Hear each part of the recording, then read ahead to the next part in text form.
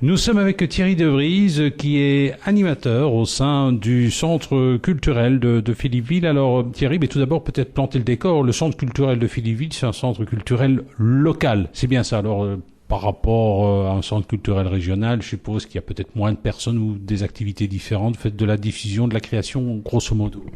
On fait un peu tout, j'ai envie de dire qu'un centre culturel local, c'est avant tout un centre qui est polyvalent et, comme vous venez de l'évoquer vous-même, qui n'est pas exclusivement centré sur de la diffusion à proprement parler, comme l'organisation de soirées théâtrales ou de concerts, etc.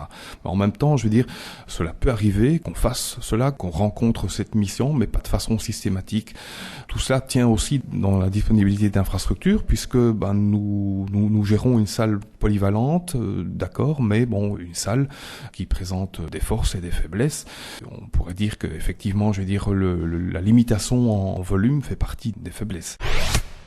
Nous sommes avec Thierry De Vries, qui est notamment coordinateur au sein du centre culturel local de Philippeville, et avec lui on parle du 16e Festival du Conte qui a lieu ce dimanche après-midi jusqu'à 20h30. D'ailleurs c'est une grande fête du conte. Alors qu'est-ce que c'est finalement qu'un conte? Un conteur et un comédien, c'est pas la même chose, hein. Non, c'est pas du tout la même chose. Je pense que le premier paramètre tient dans la sobriété du conte. D'accord, on est sur une scène. La plupart du temps, quand on dit conte, c'est une scène qui finalement se devine plus qu'elle ne se voit, puisque la plupart du temps, le conteur, l'artiste, est au sol, au même niveau que le public. Donc je pense que la caractéristique, la différence, la nuance tient vraiment dans cette sobriété, avec une personne, parfois un duo en scène, sans artifice, sans décor et sans autres paramètres visuels pour accrocher le public, donc uniquement un corps, une voix. Nous sommes avec Thierry De Vries, qui est un des coordinateurs du centre culturel local de Philippeville. Alors, une petite question, est-ce que vous avez de belles infrastructures? Oui. C'est en fait des anciennes halles, hein, c'est carrément au milieu du centre. Nous sommes dans des anciennes halles, donc un des plus anciens bâtiments de l'ancienne place forte de Philippeville, un bâtiment classé, et qui vient de faire donc l'objet d'un lifting complet après quelques années de travaux, de restauration, puisque donc nous avons emménagé ici dans les halles en février dernier. Vous avez une grosse salle, une grosse jauge? On a une salle dans laquelle on peut installer 120 spectateurs assis. Nous sommes avec Thierry De Vries, qui est un des coordinateurs du centre culturel local de Philippeville. Alors, durant cette période de vacances, il y a quand même des activités, notamment des stages pour enfants. Ça tourne autour de quoi ces stages? Des stages nature, des stages théâtraux? Oui, en effet, il y a des stages pour enfants. Enfin, il faut d'abord faire un distinguo puisqu'il y a des stages pour enfants à proprement parler. Donc, la tranche d'âge du primaire, c'est une activité qui va commencer le 4 août et ce pendant 2 semaines. Et pour le moment, sont déjà en cours des stages pour ados avec effectivement une brochette d'ateliers qui est assez incroyable, tant dans les domaines de l'expression que dans les domaines sportifs en général.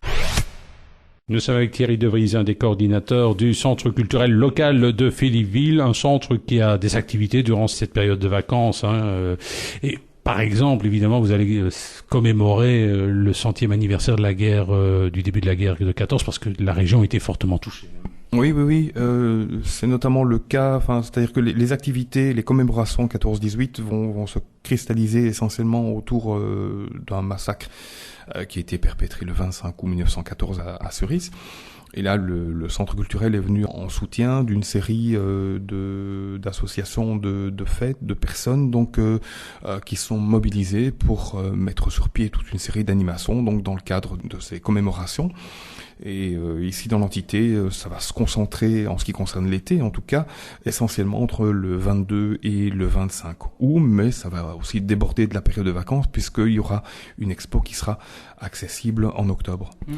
Alors cela dit, il y a de belles choses à visiter quand même dans votre coin. Il y a notamment chaque année se déroule l'Estival du Conte, c'est Cerise, c'est un beau petit parc là. On peut le visiter pendant les vacances ou pas? On peut le visiter pour la bonne et simple raison qu'il est accessible en permanence. Donc c'est un parc avec quelques petites infrastructures sportives, un terrain de volley en plein air, un terrain de mini-foot, des tremplins pour les rollers, comme c'était la mode en son temps. Donc oui, c'est un endroit qui est accessible, même 24 heures sur 24.